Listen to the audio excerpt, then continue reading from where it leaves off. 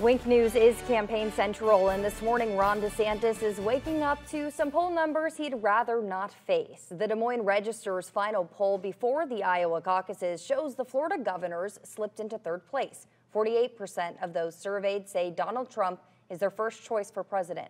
20% say Nikki Haley, and 16% say DeSantis. But despite those numbers and the fact that the two main super political action committees or PACs supporting DeSantis have spent more than $43 million in Iowa alone, the governor believes he will defy the odds. Wink News reporter Claire Galt is the only local reporter covering the DeSantis campaign and has the very latest on the eve of the caucuses.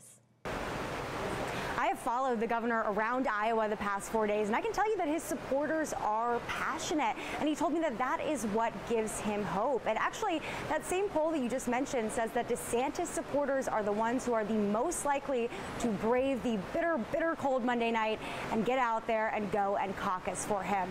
And I will tell you that that is saying something, because it is negative 47 degrees with the wind chill here in Des Moines right now. And they are still hitting the road today to get out there and rally support for him.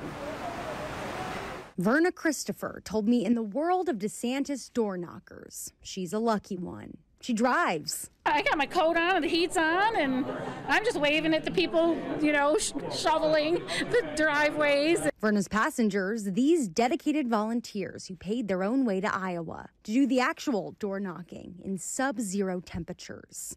Put it in park, and I keep away from the snow banks so that they can get out on each side. I introduced you to Cooper and Patrick Friday. Governor DeSantis' supporters are vested. We're very, very vested. They told me they are determined to convince Iowa Republicans to caucus for Ron DeSantis come Monday night. They prep each other with encouraging words. Go win hearts and minds, old man. If the pair is successful, they take a victory pic like this one. Or Patrick takes a video. This is Cooper coming back from the house. He doesn't like it when I take pictures because I crop bad, because I'm old. So I did a video. And they place a DeSantis 2024 sign in the snow-covered front yard. Verna told me more often than not, they get the job done. Ron you can contrast with him with any Republican running, and he just has a better record. He's got better leadership. Notice Verna calls the Florida governor Ron.